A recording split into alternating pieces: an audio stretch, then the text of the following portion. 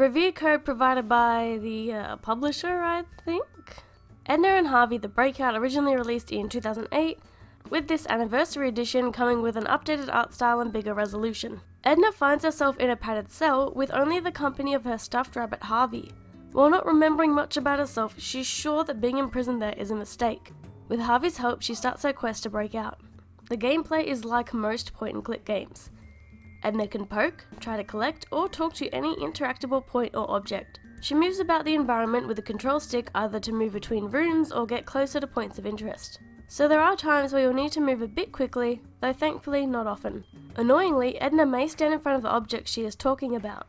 She can also use objects on the environment, most notably Harvey, who'll comment on the item or situation. As you progress through the sanatorium, you'll collect more items.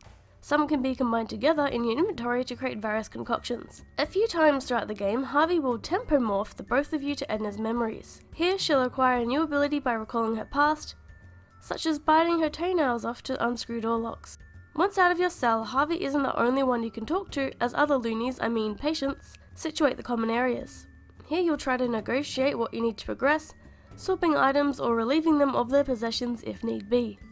There are achievements, but most entail things like blasting tomato sauce and anything that lets you. The game has a very clean and hand-drawn style that's decently animated, with some extra flourishes over the original, like piss.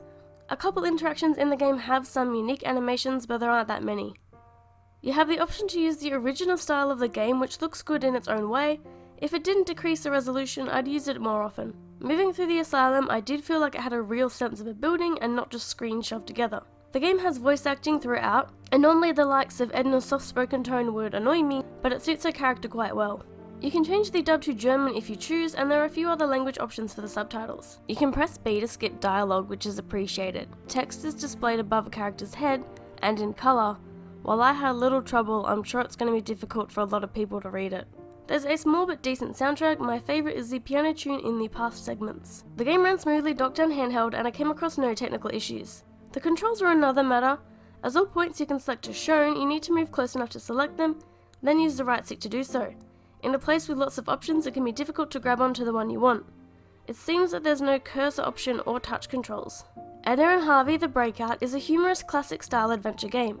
For the most part, things aren't terribly illogical, but Edna will need to know the context to use items sometimes. Other puzzles are a bit too reliant on short animation tells. You might be running some circles until shortcuts are unlocked. Depending on how stuck you get, it'll take roughly 10 hours to beat, so it could be a bit short, but most games in this genre are, and the achievements aren't really worth going back for.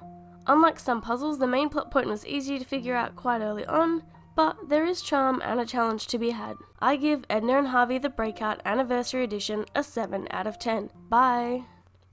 Yeah.